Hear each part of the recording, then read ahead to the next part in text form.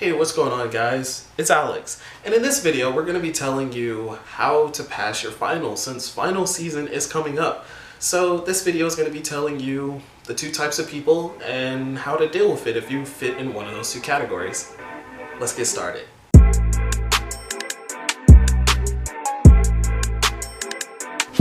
So the main reason that everyone is so stressed out about finals is because, yes, we're human. I understand that you might have not been reviewing your notes since January or August or whenever your school started. You probably haven't been reviewing your notes like that, so that's why you're feeling a little stressed. That's why you're looking at this video on how to pass your finals. Now, let me tell you this. There's two types of people. There are people who do very well under pressure, and you have people who do very well when they're not under pressure, and you have the people in between. But most of the time, it's on either sides of the spectrum. So for me, I'm a person who does extremely well when I'm under pressure, and I do well when I'm not under pressure. And let me tell you why. So when you're under pressure, the type of person that you are is you just don't have enough time. Either you haven't been reviewing the notes because you just haven't had time throughout the school year to do so, and it's crunch time basically. So I'll give you an example for math class. So for Calculus 2, you have to review all your notes from the beginning to the end. And you need to understand the formulas, you need to understand how the problem is worked, and there's just not enough time to cram all of that into a few weeks or so before the finals. So what you would need to do, stay away from caffeine. If you're a pressure person who does well under pressure, do not drink caffeine. Your knowledge will come up regardless on if you're tired or not. So you just keep studying. Just keep studying. Small breaks, not really long breaks, but small breaks so you don't have a mental burnout. For the unpressured side is someone who is confident in the knowledge about the class, but you still need to study. You can't just go into the final being blind. So you have a little bit more time, and you're also a little bit more confident on what you have to do.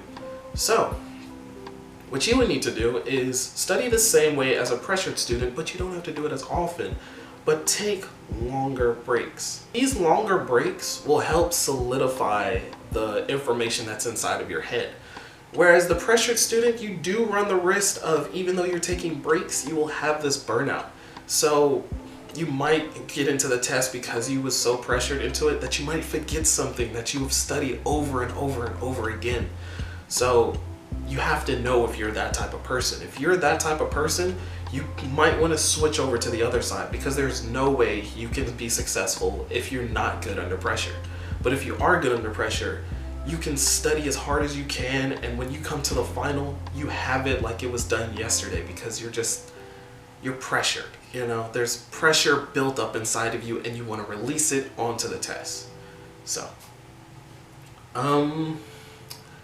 be sure to take small breaks if you're pressured, long breaks if you're unpressured. Solidify the information. Be sure to not just study notes, look at videos.